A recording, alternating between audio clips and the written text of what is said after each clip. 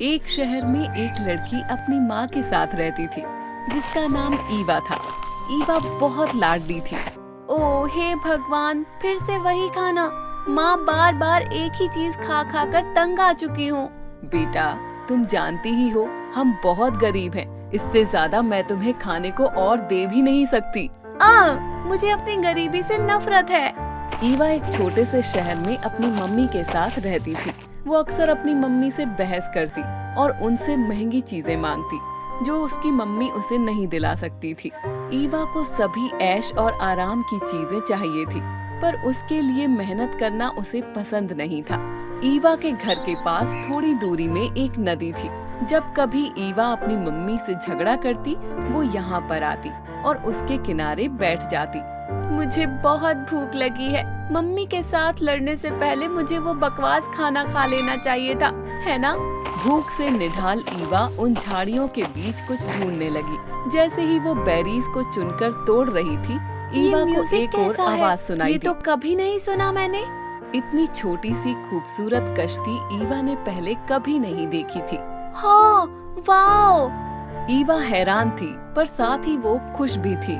वो उनके साथ उस खुशी में शामिल होना चाहती थी, पर वो भूल गई थी कि उन नन्ही परियों के लिए वो एक बहुत बड़ी इंसान थी। जैसे ही उसने डांस करना शुरू किया, अरे भूत, जान बचाने के लिए भागो! अरे नहीं, ये कोई भूत नहीं है, ये तो इंसान है। भागो, जल्दी से उस कश्ती में बैठ जाओ। परियां उस कश्ती में बैठने लगी और तेजी से कश्ती चलने लगी, पर ईवा इतनी जिद्दी थी कि वो पानी में कूद गई और उनके पीछे तैरने लगी। करीब 1 घंटे बाद ईवा एक अजीब सी दुनिया में पहुंच गई। ये क्या? मैं कहाँ आ गई? हाँ, रुको! ईवा उन नन्ही परियों के पीछे उन झाड़ियों तक पहुंची। उसने अपने आसपास हजारों जादुई जीवों को देखा। क्या ये सपना है? सब लोग शांत। बेटा, तुम एक इंसान हो और यहाँ आने की तुम्हें जिद नहीं करनी चाहिए थी। आप जरूर यहाँ की रानी हैं। अगर मुझे इजाजत नहीं है तो आपकी परियों को मेरी नदी के आसपास नहीं होना चाहिए था। रानी साहिबा से इस तरह बात करने की तुम्हारी हिम्मत कैसे हुई? कोई बात नहीं रोज़लीफ, लगता है ये परेशान है। मैं अभी इसे ठीक कर देती हूँ। ईवा अब उन परियों की तरह छोटी थी। मुझे ऐसे मत देखिए जैसे मैं कोई अजीब इंसान हूँ। चुप हो जाओ और मेरे साथ आओ बेटा। तुम्हारा नाम क्या है? जैसे ही ईवा रानी के पीछे पीछे गई, उसे और भी हैरानी हुई ये देख के कि सब कुछ कितना सुंदर था। चाट को हर तरह के फूल और पौधों से सजाया गया था। दीवारों पर पानी के झरने थे, पर उसे समझ नहीं आ रहा था कि पानी कहाँ से आ रहा है। ये तो जादू था। ईवा को मुलायम तकियों पर बिठाया गया और पीने के लिए शरबत दिया गया।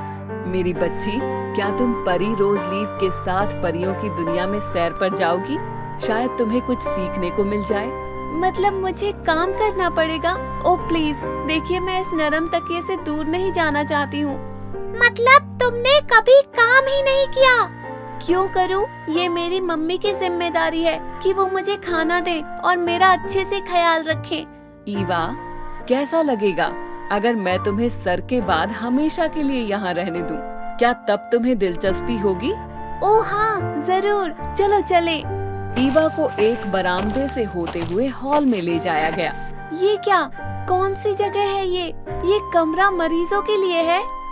भिक्षु, तुम्हारी हिम्मत कैसे हुई? तुम जख्मी पंख के साथ उड़ रहे हो। तुम्हें मुझे थैंक यू बोलना चाहिए। चुप करो।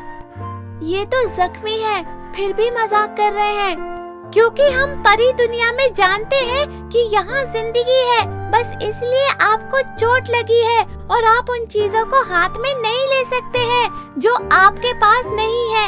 ये चीजें कुछ बुरी हैं, तुम्हें सब्र रखना चाहिए। मैंने इसके बारे में पहले कभी सोचा ही नहीं। उस खूबसूरत रास्ते को पार करते हुए वो परी दरबार में आ गई थी। मुझे हमेशा लगता था कि दरबार डरावना लगता होगा, पर ये तो बहुत सुंदर है। ये इंसानों का दरबार नहीं है ईवा। आओ मेरे पास आकर बैठो। मुझे बताओ ईवा, तुमने कभी सोचा है कि कभी फूल कैसे खिलते हैं जब कोई उनकी देखभाल नहीं करता? पता है कुछ फूल पहाड़ियों और वादियों में इतनी जल्दी उगते हैं कि कोई भी इंसान उन तक नहीं पहुंच सकता, तो हम उनकी देखभाल के लिए अपनी बलि बेचते हैं। तो ये फूल खिलते हैं और खुशबू फैलाते हैं, तब भी जब इनकी तारीफ करने के लिए कोई नहीं होता? अरे बिल्कुल, इसी वजह से और लंबे और ताकतवर होते हैं, क्योंकि उनकी खुशबू दरपतियों में जायका और जरा भी बुरे ख्याल नहीं होते। हर दिन वो अपने प्यार के उसके शक्ल में बाहर उड़ेलते हैं, जिसे हमारी परी माली जमा करते हैं और दरबार में पेश करने के लिए लाते हैं। इस तरह ये अनमोल फूल कभी भी नहीं भुलाए जाते। जब ईवा हैरानी से सुन रही थी, उसी समय एक परी मायूस चेहरा लेकर दरबार में आ गई। रानी साहिबा, मेरे फूल घमंडी और जिद्दी हैं। उन्होंने कहा कि वो इस जगह के सबसे खूबसूरत फूल हैं और वो अपनी उस और खूबसूरती किसी को भी नहीं देना चाहते। ये तो बुरी बात है। जब ये दुनिया उन्हें भूल जाती होगी तब उन्हें अपना सबक जरूर मिल जाएगा। नहीं ईवा, बेटा, जो हमसे नाराज हैं, उन पर नाराज होना बहुत आसान है, पर इससे कोई भी फायदा नहीं। अगर कोई जिद्दी है तो उन्हें बुलाना जरूरी नहीं है। अगर कोई अपना फर्ज निभाने से मना करता है तो उसे हमें अपना फर्ज निभाना चाहिए। उन फूलों के पास वापस जाओ और उनको देखकर बात करते हुए अपना फर्ज निभाते जाओ। मुझे यकीन है कि तुम अपने प्यार से उनको पिघला दोगे। जो कुछ भी ईवा यहाँ सीख रही थी, उसके दिल को ये सब बातें छू गई थी। ये शोर कैसा है रानी साहिबा?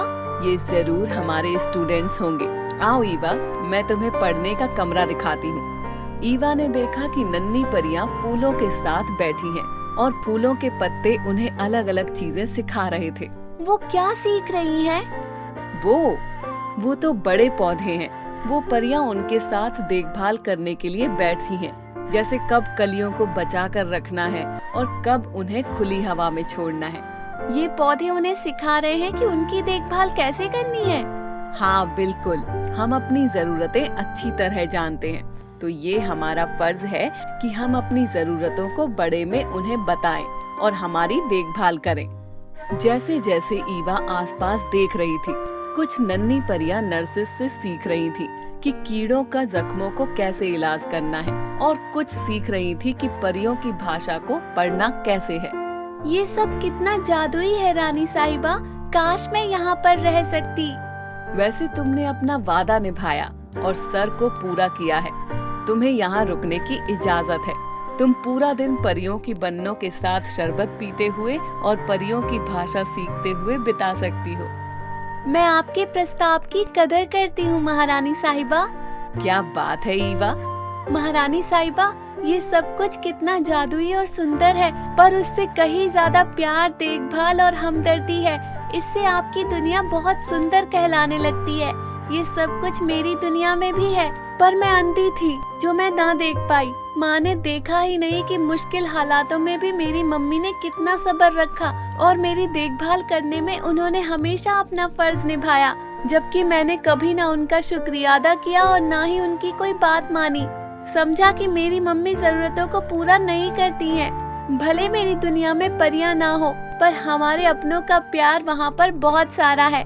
मेरी दुनिया में हमेशा से जादू था रानी साहिबा, बस मैं ही उसे देख ना सकी। परी देश का सफर मैं कभी नहीं भूलूंगी महारानी साहिबा, पर मुझे अपनी मम्मी और अपनी जादुई दुनिया में वापस जाना होगा।